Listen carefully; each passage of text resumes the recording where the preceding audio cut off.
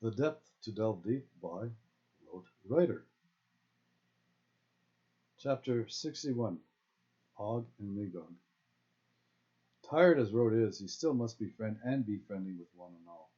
One of the chefs at the hostel shares the same dorm with Rote, along with two other long-term tenants. They work as well around town somewhere. The three are drinking buddies vying for a fourth with Rote. His drinking days are long over by then, although the pressure for him to drink is relentless.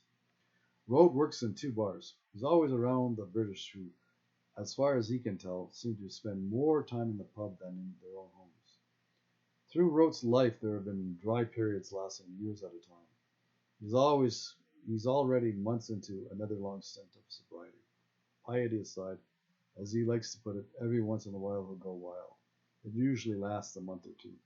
Then he'll spend years recovering. The hostel chef, along with his buddies, often asks Rote to join them drinking.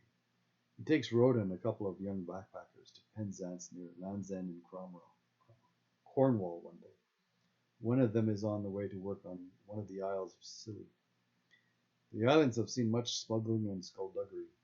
They're not too far from the coast and apparently are the only part of Great Britain with palm trees, though some are seen to be seen in Penzance. Rote jumps on the opportunity to see Cornwall, having learned the Cornish are also a Celtic people. He enjoys driving through Devon, Exeter, and the Wessex West Country moors on the way there. It's where legend leads some to believe a ferocious feline stalks the unsuspecting. The moors rolling with mist remind Rote of the classic horror film An American Werewolf in London. After dropping off the backpackers, the chef and Rote return to the hostel. Again, Rote's grateful to have seen more of the UK. He's especially pleased upon learning how he inadvertently follows another ley line to its logical end, Land's End, or near to it on St. Michael's Mount. It's a tiny island accessible by foot at low tide in the waters just off Penzance. It too is acclaimed with another ancient abbey in ruins. He learns of St. Michael's leyline happenstance as much of his learning to date is determined. Usually followed with that's interesting. Now he's on a hunt to find two very old oak trees back in Glastonbury. The oaks, when they grow, gather in groves, and so are sacred to the Celts and Druids. These two trees in question are once part of one of the many much missed larger groves. These two trees are believed to be the mythical gates into Athlone. Rote learns back in time there's a grove, a whole row of old oak trees acting as an arcane avenue all the way to the Tor. The Druids, donned in their dress, somberly walk along the long road to the Tor's top. Rote finds the two old trees after a few failed attempts at trying to locate them. On his third try, he's found walking down a rural road where he comes upon a woman trying to turn her small car around. Rote assists her with hand signals. Soon she's facing the direction desired. They chat and are both agog upon realizing within an instant they are searching for the same thing. The two old trees, oddly named Og and Magog. The two determine that if she already came from one direction with no luck, then the odds are with the car turned around facing where she just came, well, they just turn the car around again. Rote gets in as she drives down a narrow road around the Tor. They turn down a dirt road along a pasture below a ridge that sits well below the plateau's immediate surroundings. The woman is on her own pilgrimage across the UK, following a ley line known as St. Michael's. It bisects England. The main points of interest along this ley line, many of the ones Rote's happen by, the Tor, Avebury, and St. Michael's Mount, makes them both think their own lifelines are now converging to find two old oak trees, Og and Magog. They find the two old trees stumped with very large trunks. They seem truncated from any further growth. It's nice to see offshoots sprout from the very old and tired trunk trees. It signifies there's still some semblance of life and nimble. Rote circuits them in a figure eight, impishly implying infinity. His freelance friend takes a picture of him as he scales one of the trees. It's a still life pose midway up the trunk. He climbs back down. The two talk a bit about her present endeavor, writing about photographing St. Michael's ley line. After returning to her car, they drive to the base of the Tor. They bid farewell. Two lines for a brief time in the space-time continuum connect only to carry on greater for the shared time. Rote feels for her and her freelancing. It must be a busy intersection, a cosmic confluence, for Rote connects with another lovely woman. He meets her happenstance at the hostel. In some ways, she becomes a spiritual soul sister to Rote. She spends some time way up north of Scotland in a tiny hamlet called Findhorn. It's famous for communal living. It's not far from Forres. She's in Glastonbury only for a few days. Rote comes down into the communal room of the hostel and has a seat. A few folks are found sitting. One woman catches his eye. They make long, conversant eye contact. They stare deep into the other's soul without blinking for at least 5 minutes. No more is said or done. He asks her if she would like to go for a walk. Out of the hostel, the two walk towards the Tor and beyond to Og and Magog. The two follow the serpentine maze-like trail up the Tor. Rote wants to show her the spot where he sleeps the first night in Avalon. So they slip and slide down the side of the Tor to the magical place prancing with pixies and floating with fairies. He sits on the smooth, oval, supersized stone boulder that sticks out of the side of the hill, sort of like Humpty Dumpty, who himself has a great fall. She sits on a limb-like root that shoots the Yule-tree from the Tor. Rote asks her to guess which tassel tied like a talisman to the tree be the one he hangs with glee.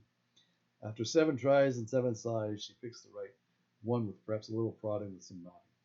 She wonders about his tassel talisman, and what the cloth covers in it like a coin. It's a Yanang symbol. They sit there in silence, a comfortable silence. It's so strange just to stare and smile at each other. Soulmates. They dare to stare without blinking for as long as they can. Soon he's seeing things. He's not sure if she sees the same things, for her face distorts and contorts in his imaging. Soon all color ceases to be seen. Her face becomes gray, her eyes disappear and leave empty sockets, black holes. All he sees now is a skull. He blinks and thinks this is what we all hide. He smiles and focuses to see her life force filling. He pulls out a leather pouch he purchases not long ago from the metaphysical bookstore on High Street. Owned by the fellow who snubs his book, though he's not above the droves a day he loses his pocket pal, a day planner, a leather-bound book used as an organizer for business appointments, contacts, and personal information. Meanwhile, Rote's pouch holds all of his precious stones. He asks her to close her eyes. He places one stone at a time in her hand. She lets him know what she sees from feeling each one. One by one, an image is seen. The theme for all is myth, magic, and mystery. Their moment in time is fixed in stone. He knows it. He will write about it. It will be in a book one day. The book will be in every bookstore and library. They leave with a heave after hugging each other. Up to the top of the Tor to take the path back down they go, to Og and Magog, where they spend some time admiring the 2 old oak trees. It's starting to drizzle, so they backtrack over the Tor and back down through the Chalice Well. They fill their respective water bottles from the faucets pouring on the street. Their thirst is quenched. They continue through Glastonbury to the Abbey. The two come upon a section of the Abbey outer wall under construction. An open invitation, Rote relays. They easily climb over the sorry section into the ruined remains of the Abbey proper. It's dark, but Prince Charming already has a general gist of where everything is. He carefully leads his new friend around. He leads her to the 2 sites that highlight Arthur and Guinevere's royal right. That poor excuse for proof seeing, they clandestinely hop over the front entrance right onto one of the 2 main streets of Glastonbury. Once on the Magdalen Street, they head back to the hostel. Together, they've seen just about everything and are exhilarated in the fashion it's all been hiked in. In the dorm, the 2 lie down on Rote's bottom bunk. The door to the dorm relentlessly revolves as the 2 warm in each other's arms. They hold out one another in friendship for the next 3 nights before she returns to Findhorn, to the one she mourns. It's not long after she leaves for Findhorn when Rote takes leave from the hostel, both in work and in residency. He's given the opportunity to move in the residence provided by the inn next door. Before he does, he saves the hostel from a grease fire. It starts when a fryer catches fire. It spontaneously combusts. The temperature gauge is turned up too high. The cook is nowhere to be found. Rote runs to the manager to bring it to his attention. The manager comes running fast with a missing fire extinguisher and puts out what's about to become an inferno. After the smoke clears with the windows open, the manager says, "Thank you."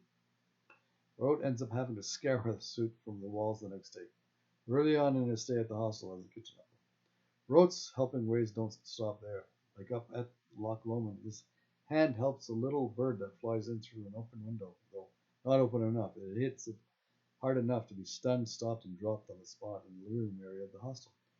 Rote picks it up and warms it in his hands while one of the hostile barkeeps looks on, along with two traveling sexy Swedes.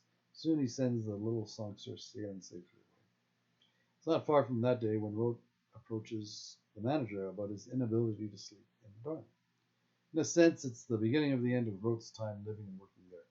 His manager does try to solve the problem by putting Rote, the chef, and his two drinking buddies all together in a much smaller dorm. But for Rote, these are the three of are the worst, a much larger dorm for odd hours and noise. Now being with them in his much smaller room only makes matters worse. He lasts less than a week before he approaches his manager. Rote's grateful for the kindness the hostile owner shows him. The two square up the debt Rote incurs. Rote's keys to the SUV are returned. They shake hands.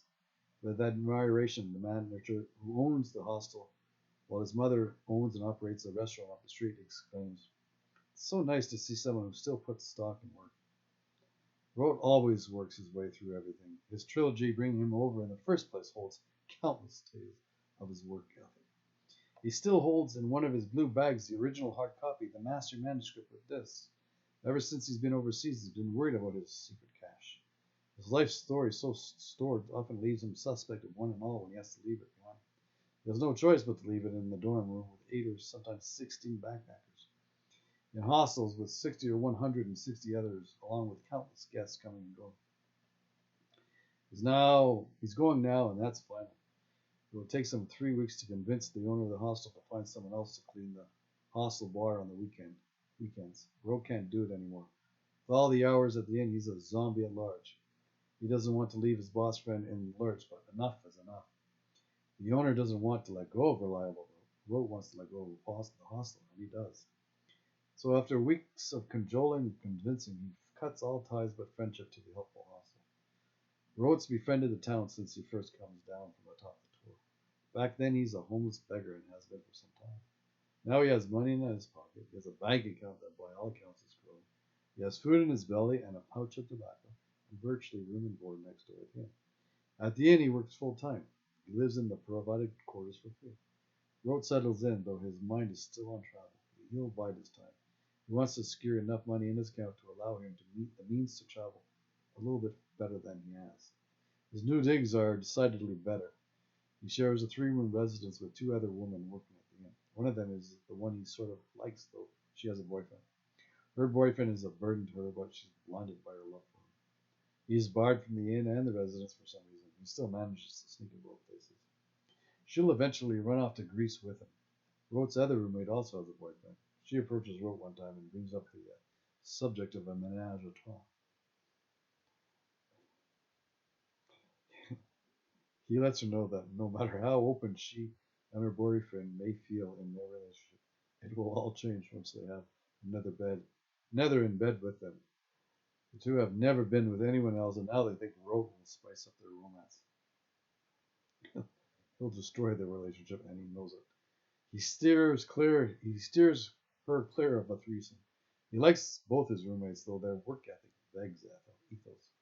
So does the work ethic of the entire staff, including the 2 overtly and not so covertly manager and deputy manager pairing. The 2 are not too pleased with him sharing his disapproval for their lack of responsibility. They're the all-powerful in that end. In no time, his disapproval of them changes to disdain, and eventually disdain.